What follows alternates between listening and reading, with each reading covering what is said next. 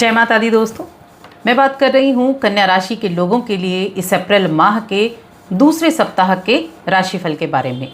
6 अप्रैल से 12 अप्रैल तक का ये समय आपके लिए कैसा रहने वाला है। तो देखिए, अगर ग्रहों की स्थिति को हम देखें, आप यहाँ ग्रहों की स्थिति अगर इस सप्ताह में देखेंगे तो जब सप्ताह की शुरुआत होगी, चंद्रमा आपके तीसरे भाव और अपनी नीच की राशि वृश्चिक राशि में रहेंगे। यहाँ चंद्रमा रहकर उसके बाद 8 तारीख को चंद्रमा आपके चौथे भाव धनु राशि में आ जाएंगे। उसके बाद चंद्रमा 10 तारीख को आपके पंचम भाव में आ जाएंगे। और ये जो चंद्रमा का गोचर है, ये आपकी दिनचर्या को तय करता है कि आपकी दिनचर्या कैसी होने वाली है, कब आपको इमोशंस ज़्यादा होंगे, कब आपका जो मन है वो काम में ज़्यादा लगेगा, कब आप अपने काम से जी चुराने वाले हैं।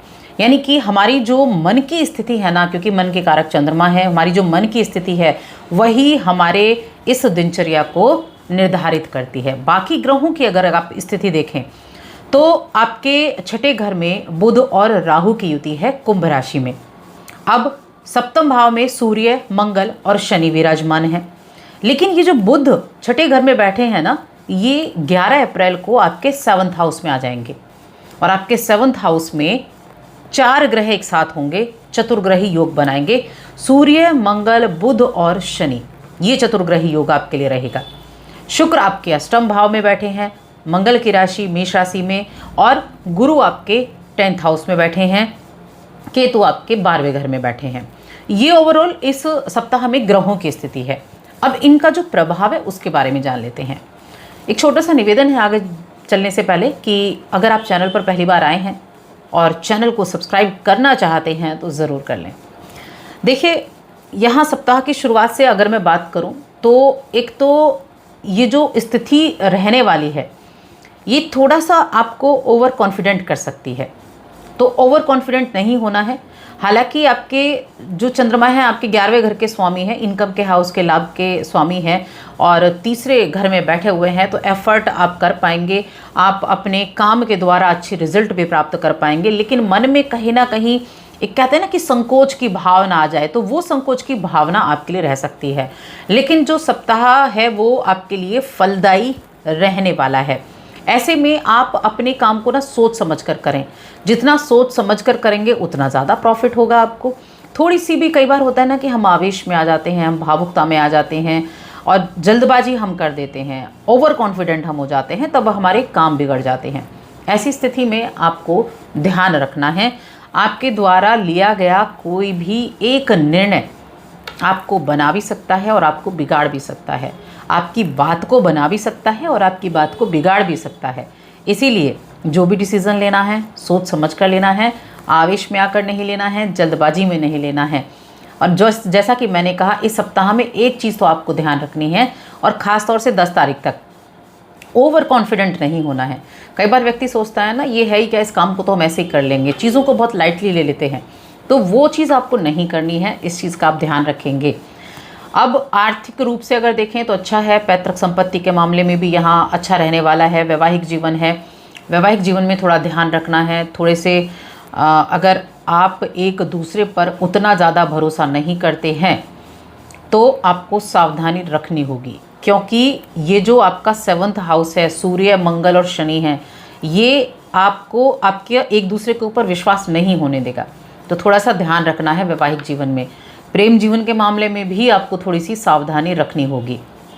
लेकिन गुरु क्या करने वाले हैं? गुरु आपके काम के द्वारा आपको रिजल्ट देंगे, आपको काम करने के लिए प्रेरित भी करेंगे। उसके बाद जब हम मध्य सप्ताह में आ जाते हैं तो आपकी माता की सेहत बहुत अच्छी रहेगी। माता के सेहत के चलते आप कई मामलों में चिंता मुक्त हो जाएंगे। लाभ के अवसर मिलेंगे, प्रॉपर्टी के द्वारा आपको लाभ की आशंका यहाँ बनी हुई है। आपके पिता का सपोर्ट मिलेगा, क्योंकि देखिए चौथे घर में जब यहाँ चंद्रमा आएंगे ना, तो गुरु की दृष्टि उन पर रहेगी और चंद्रमा की दृष्टि गुरु पर रहेगी। साथ में 11वें घर का स्वामी चौथे घर में आएगा तो क्या होगा? चौथे घर किस चीज़ का है? भूमि, भवन, सुख, साधन। तो ऐसी चीज़ों की प्राप्ति आपको होगी। मल्टीपल सोर्सेज को आप तलाश कर पाएंगे। थोड़े से भावुक भी हो सकते हैं, पुरानी चीज़ों को याद कर सकते हैं, कुछ पुराने रिश्ते, कुछ पुरानी बातें एक साथ बैठकर याद कर सकते हैं। कुछ भावुकता वाले क्षण भी होंगे कि कुछ पुरानी यादों को कर हम थोड़ा सा भावुक हो जाते हैं ना, वैसी स्थिति भी रहेगी। और इसके अलावा आपके जो अपने बड़े हैं उनकी सलाह आप ज़रूर मानें। आपकी माता हो गई या आपके पिता हो गए, उनकी सलाह ज़रूर मानें और उनकी भावनाओं की उपेक्षा ना करें, इस चीज़ का ध्यान रखें। साथ में ओवर कॉन्फिडेंट तो किसी भी चीज़ को लेकर नहीं होना है, इग्नोर नहीं करना है किसी चीज़ को, रिश्तों को तो ख़ास तौर से इग्नोर नहीं करना है। कार्य क्षेत्र हो या आपका घर परिवार हो, यहाँ किसी भी मुद्दे को जब आप धैर्यपूर्वक तरीके से करते हैं, विवेक और शांति से सुलझाने की कोशिश करते हैं तो सुलझ जाते हैं और ये बेहतरी के लिए है, आप इनको सुलझा पाएंगे। इस सप्ताह में आपको अपने धन और ऊर्जा दोनों का प्रबंधन बिल्कुल बैलेंस करना होगा, अच्छे से करके चलना होगा।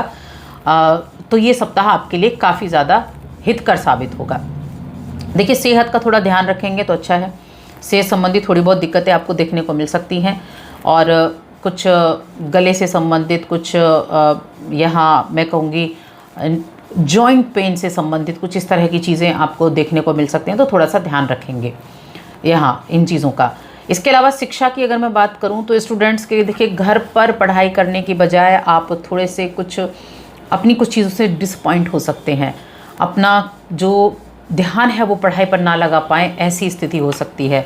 तो आपको लगातार प्रयास करते रहना है। मुमकिन है कि आप थोड़े से झल्लाहट में आ जाएं, थोड़ा आपको ऐसा इशू आए, थोड़ी झुंझलाहट वाली आ जाए, या फिर क्योंकि चंद्रमा की वजह से थोड़ी झुंझलाहट यहाँ आपको देखने को मिल सकती है। तो ऐसे में थोड़ा सा ध्यान रखना है मध्य सप्ताह में, क्योंकि जो सप्ताह का अंतिम समय है ना, अंतिम पार्ट है, वो बहुत अच्छा है आपके लिए। बहुत अच्छा क्यों है?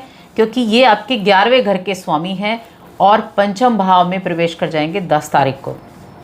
10, 11 और 12 ये जो 3 दिन होने वाले हैं, आपकी कई इच्छाओं की पूर्ति यहाँ करेंगे। कई इच्छाओं की पूर्ति होगी, अपनों का आशीर्वाद भी मिलेगा, मन बड़ा प्रसन्न रहेगा। और बुध का भी गोचर 11 तारीख को 7th हाउस में हो जाएगा, जहाँ ये नीच के हो जाएंगे। तो वाणी थोड़ा ध्यान रखें, लेकिन चीज़ें फिर भी मैं कहूँगी यहाँ काफ़ी बेहतर आपके लिए रहेंगी। खुशहाली रहेगी, घर के वातावरण में खुशहाली रहेगी। करियर में आपके किए गए प्रयास का रिजल्ट मिलेगा, आपका भरपूर आपको लोगों का समर्थन मिलेगा, भाग्य का समर्थन मिलेगा और अपने करियर की अच्छी बढ़त आप कर पाएंगे। देखिए, अच्छी बढ़त मिलने की संभावना करियर में आपको बनी हुई है। गुरु बहुत सपोर्टिव है, चंद्रमा भी सपोर्टिव हैं, बस थोड़ा सा ओवर कॉन्फिडेंट होने से बचना है। 10 तारीख से वो स्थितियाँ अच्छी हो जाएंगी, आपकी जो झुंझलाहट थी वो खत्म हो जाएगी, जो चीज़ों को लेकर एक मेंटली आप बहुत ज़्यादा डिस्टर्ब हो रहे थे ना, वो चीज़ें ठीक हो जाएंगी। तो यहाँ 10 तारीख से काफ़ी बेहतर मेंटल स्थिति रहेगी। उससे पहले करियर के लिए फिर भी अच्छा है, करियर के लिए मैं नहीं कहूँगी, करियर के लिए ये पूरा सप्ताह बहुत अच्छा है। पैतृक संपत्ति से अचानक से लाभ के योग हैं, जीवन साथी के परिवार से अचानक से लाभ के योग बने हुए हैं। तो ये आपकी जो फाइनेंशियली कंडीशन है उसको मजबूत करेगी। और देखिए, जो गुरु की स्थिति है ना, 10वें भाव में गुरु हैं, ये क्या करेंगे, इनका ना ये आपके पिता के द्वारा या फिर पिता के कार्यक्षेत्र में वृद्धि होगी, या आपको अपने कार्यक्षेत्र में उन्नति के अवसर भी मिल सकते हैं पिता के सहयोग के द्वारा। ये इस स्थिति को दर्शा रहा है। तो कुल मिलाकर स्थितियाँ अच्छी हैं। रिलेशंस की अगर मैं बात करूं, लव लाइफ की अगर मैं बात करूं कन्या राशि के जातकों के लिए, तो कन्या राशि के लोगों के लिए देखा जाए तो देखिए, पंचम भाव को अगर 7th हाउस को हम देखें तो जैसा कि कहा कि एक दूसरे के साथ बॉन्ड बनाकर चलना है, एक दूसरे में ट्रस्ट इशू हो सकते हैं, थोड़ा ध्यान रखें, बातचीत ज़्यादा करें, बातचीत के ज़रिए जुड़ाव रखना बहुत ज़रूरी है। थोड़ा विचलित महसूस कर सकते हैं, वरना आप जो सप्ताह का अंतिम समय होगा, रिश्तों को मजबूत बनाने के बारे में बहुत सोचना है। आपकी राशि के स्वामी नीच के हो जाएंगे, लेकिन अपनी राशि को देखेंगे, ये अच्छा रहेगा। इसके कारण क्या होता है कि बातचीत में ना थोड़ा भ्रम पैदा हो जाता है, बातचीत में कमी आ जाए तो भ्रम पैदा हो जाता है। तो अपनी बात को स्पष्ट रूप से जब तक आप नहीं कहेंगे तब तक रिलेशंस अच्छे नहीं होंगे। अपनी बात को स्पष्ट रूप से कहें, धैर्य रखें, स्थितियाँ सामान्य हो जाएंगी। तो कुल मिलाकर देखा जाए तो ये सप्ताह मैं कहूँगी बहुत सारी चीज़ें लेकर आया है, लेकिन करियर के लिए अच्छा है। बस सावधानियां जो मैंने बताई हैं वो रखनी है और चीज़ें जो हैं वो बेहतरी के लिए रहेंगी। अब उपाय क्या करना है? उपाय के तौर पर मैं कहूँगी हनुमान जी की आराधना करें, बजरंग बाण का पाठ करें।